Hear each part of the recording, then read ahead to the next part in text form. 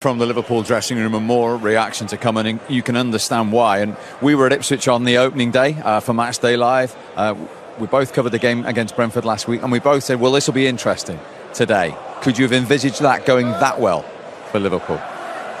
No, I mean, it's been perfect, hasn't it, right the way from the start of the season. OK, it's only 3 games, but we looked at the results there, 2-0, 2-0, 3-0, not conceding anything. You know, not conceding hardly any chances. Alisson's made 1 or 2 saves there today. But when you come to Old Trafford, you expect your goalkeeper to have to put in a really good performance. He's only had 1 or 2 saves. They've looked very efficient, very effective. And their players, their attacking players, are still scoring goals. You know, when you try to change it slightly to be a little bit more structured and a little bit safer, then sometimes you can lose that edge up front. But they look as rampant as they've always done. And I think what put into perspective, where we were sitting, we saw Núñez and Gakpo warm up in front of us and come on. Chiesa was sitting behind us, and Liverpool have 6 when they're fit forwards, going for 3 places. I was just exactly what I was thinking of. When you see the squad, the first 11 was brilliant, and that was probably their easiest game out of the 3 they've had. And then we saw the subs warm up, go past it. I thought, wow, this is a proper squad of players, and I think he's been quite fortunate to walk into that. Of course, he's got to put his own stamp on it, and I'm sure he will do. And we've seen the first 3 games, they've looked defensively better, although they did concede a couple of chances. I think Xerxes had a couple of chances where he could have scored. The keeper did make a save, but on the whole, it's a real dominant performance from Liverpool. We talk about the 6 forwards they've got. They've also got 5 brilliant midfield players. You think of Curtis Jones, who's not here today, Harvey Elliott, who can come into that. But I think he really likes Anthony. If you know, in the game, he didn't change Anthony. It was all the forwards, it was the right back, it was the left back. So but there's a real dominance about that Liverpool squad. They could really challenge for that title this year. Do you know what? Do you think that even 3 games in, yeah? 3 games in, yeah. Well, look at it. Before the ball had been kicked, I thought Arsenal might be their year to give City a real go and possibly go on to win it. But after watching the first 3 games, I think Liverpool could go past Arsenal. And they were up there for a long part of the season last year. They only fell away the last few games, but if they keep that squad together, if they keep the majority of that fit, I think that's a team that can challenge City without a shadow of a doubt. What do you think? I agree. I think Pep Guardiola, if you asked him now who's your biggest danger, it'd be a toss-up between, you know, I think at the start of the season, I think it's Liverpool now. All day. Yeah, I think at the start of the season he might have said Arsenal, because you know what you're going to get. Same manager, same players. They've added 1 or 2. You knew what you're going to get.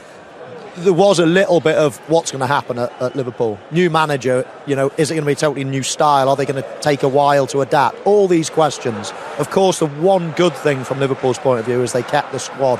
You know, there was hardly any outgoings. OK, no incomings as well, hardly. But it was still a structured, and he was walking into a squad that's absolutely in the guts of their careers. You know, all the big players are at the absolute, you know, peak of their powers. So.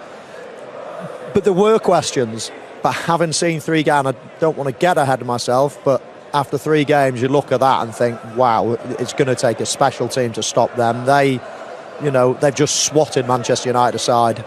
That team from Manchester United, OK, didn't play well in it, but Liverpool didn't let them play well. It wasn't an injury-ravaged team at all. It was a good Manchester United team on paper. That was minimum of fuss, swatted aside. Yeah, you'd have to say, apart from Højlund, that's United's strongest. Luke Shaw, Luke Shaw, maybe Euro, but not far away. It's not. Yeah, Euro as well. Yeah, a young kid. We're really not sure what we're gonna get with them. I think the back 5 could be okay, but I still think in front of that we are going to be short. You see the area of the pitch. 3 goals today were 3 mistakes by midfield players, really. And again, the attacking third was just nowhere near the likes of what we've seen today from Liverpool. Marcus Rashford, his confidence is shot to pieces when he should be taking people on. He's turning back, and it's not like him. Garnacho's still young. We still got to give him time, and obviously the young lads settle in. He's going to take a bit of time. I think the biggest thing I noticed from being pitchside and actually looking at the players, Liverpool look fitter, they look more athletic, but they also have more quality. I think that was a concern. I think the likes of Mainoo might take a bit of time to get going. I thought Bruno Fernandes looks a bit sluggish. Xerxes, obviously in his game, hasn't played. And that was a big thing that struck me. Now, we're only early in the season, but they're things that would worry you. Are the team working hard enough behind the scenes to be as fit as they should be? They just didn't look fit enough to me. They've had that many injuries, and it must be playing in their mind as well, mustn't they? They've had so many injuries over the last couple of seasons under Ten Hag, and that's that's another problem. And then if you start second guessing yourself, shall we train? Should we go a little bit easier? But no such problems for Liverpool. Sorry, Michael, I was going to say as well, they keep bringing centre halves off. Now, if you've got a centre half who can't get through a game, that's a big concern. That tells me they're not fit enough straight from the off. You only bring centre back four should always stay together, really. You might bring the odd right back off here and there if you're resting people, but two centre halves should be there for the full game. And it's been the first 3 games now. They've changed centre back. How can a centre back not be fit enough? I know, and I wouldn't mind, but that was a problem position. There's so many, you mentioned before the game, Steve, how many different partnerships they've had. So you'd think there'd be one area that they'd want to keep quite stable. And let's get it right, centre halves, you look at all the stats, all the numbers, they do less running than anybody on the pitch, bar the goalkeeper. So it's not like it's a huge. Well, that's what I'm saying. They should be there for 90 minutes. I'm sure they can. I don't know why he just keeps chopping and changing it. I mean, you can have your excuse of the Euros, can't you? Say it takes a little bit of time to get going. Of course it is, but Liverpool have players there as well. Other teams have got players there. You don't see them struggling. Well, as I said to Michael right at the start, that's 3 games now. He's just made that one alteration, Kwanzaa and Konate, and he's had a real settled look about it, hasn't he?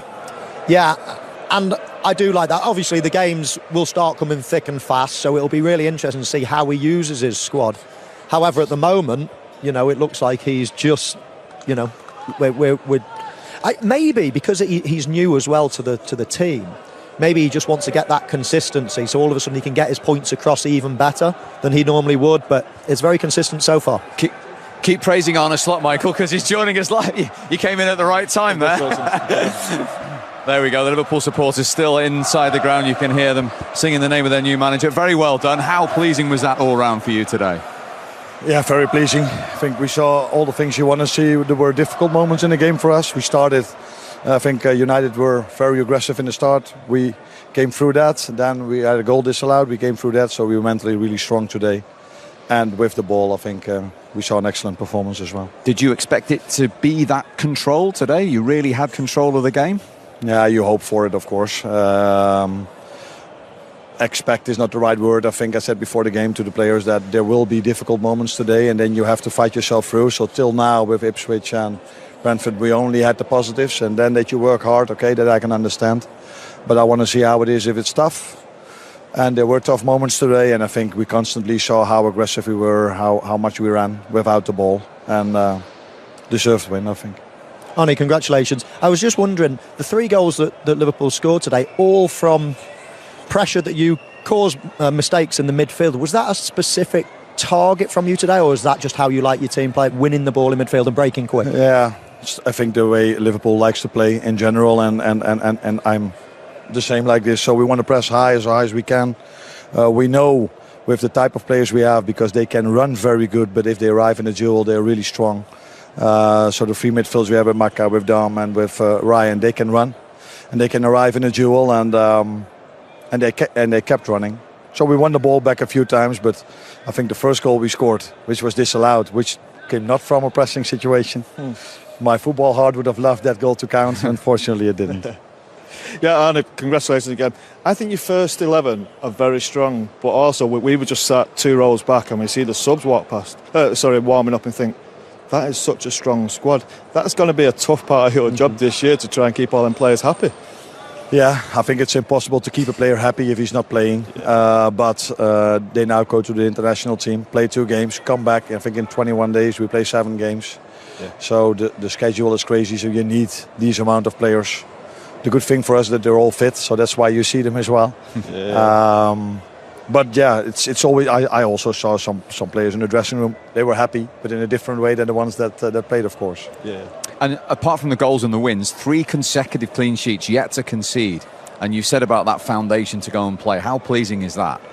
Pleasing, although in the second half we needed Alisson 2 times, which is normal if you play United away. That you sometimes need your goalkeeper, but in an ideal situation. He's only there to play out from the back. But we needed him 2 times, and in those moments the game can change. We all know they better than me how things can change over here if they would have scored a goal. But it was good to see that in the end we kept control over the game, and yeah, I said it before, deserved to win. You talked about the experience of this fixture. We saw you with those Liverpool supporters that road at Old Trafford that isn't as noisy as it was certainly before kick-off, because Liverpool are 2-0 up here against Manchester United, and your first former club have had a really impressive half. Yeah, very impressive. They weathered the early storm, the early noise, let's say. Manchester United actually started the better team for the first 5 minutes, but you know, Scholesy referred to it just before the game. The difference between these two sides, I suppose you could look all over the pitch, but the major difference is how clinical the attacking players are. You look at the Liverpool team, and every time they go forward, you think, this could be a goal, this could be a goal. They get half a chance, bang, it's in the back of the net. Manchester United just haven't got that cutting edge throughout their team, and that's been the big difference at half-time. And in your area of the pitch in midfield, unfortunately, Casemiro has had a couple of errors, and he's been punished. Yes, yeah, he's been sloppy for both goals, actually. I think he gives both goals away. Obviously, the pass for the first one. The second one, he gets caught in possession. And I think Liverpool have really targeted the middle of the pitch. They played 3 in there against our 2, really, and it's not quite worked. You see a decent play from Fernandes, and it's a poor pass, really poor pass from Casemiro. And you give players like this, the quality of Liverpool got time and space, they're going to score. I actually thought Szoboszlai was going to put him off there. I think Diaz is quite brave, because he could have easily clashed heads. And you see in the break off there, when Casemiro's going away, you see there's already 3, 4 of them. Mainu's already ahead of the game. The players, the Liverpool lads are still in behind them. And you look at the space they've got. Look, there's 1, 2, 3. There's 5 against 3. It's not good enough. They've got to be so much more disciplined in them areas. Yeah, I mean, you're right about them putting him off at the back post there, Scholes. I would have hated that, somebody jumping. Even though when they pull their head away, they've already jumped, they've already caught your eye line, and it's hard to focus. So full credit to that man in shot. A really good header. Yeah, and we'll have a closer look at the challenge in a moment, but he had the ball again leading up to Liverpool's second goal. Yeah, he did, and you're right, we'll have a look at the challenge. You know, I know Erik ten Hag was sat right in front of us, and he was certainly complaining for the foul, but regardless of that, which we'll have a look at, another brilliant finish. I mean, I don't think Mo Salah's passing it to him necessarily for a first-time strike. It almost bounces it slightly in. I thought he was going to take a touch, but I was just going to say, what a pass that is from Salah. It's a great pass, but I'm not sure he was thinking, right, you're going to hit this one. He first almost looks time. like he's going for a 1-2, doesn't he? Exactly, he flipped it round the corner almost for a bounce, and he's just hit it. Caught the goalkeeper off guard. I mean, that is a really difficult finish. You can see what he thinks of it. That's just total class, and that's the clinical nature that I'm talking. When Liverpool get a chance on the big occasion, you don't get many chances at Old Trafford. You've got to take it, and that's what they've done. Yeah, and from our view, we weren't really sure. We've had another look to see if he did get the ball or he didn't. What do you think? It's like you said, yeah, I think there's a small nick there just with the outside of his foot. And look, it's been a tough half for Casemiro. Could they make changes? They've got the young lad Collier who come onto the pitch. I suppose they could take Xerxes off as well and try and strengthen the midfield area with Eriksen, but they've got to try and sort that midfield area out. They've been so outnumbered. Liverpool have played right through the middle of it numerous times, and somehow they've got to try and stop that. I mean, can that? I know Casemiro's given two goals away, but you look, if he brings the kid on for Casemiro, and then you've got him and Mainoo in the midfield against Liverpool, 2 youngsters, that's that's a risky one. Yeah, it's a risky one. Look, the young kid's a good player. Went on pre-season tour and played some games for them. To come into this, as you said, against a brilliant midfield 3, it will be difficult. They've also got the experience of Eriksen, that can bring on. And they have been better against the better teams when they haven't played with a centre forward. We're all asking for a centre forward.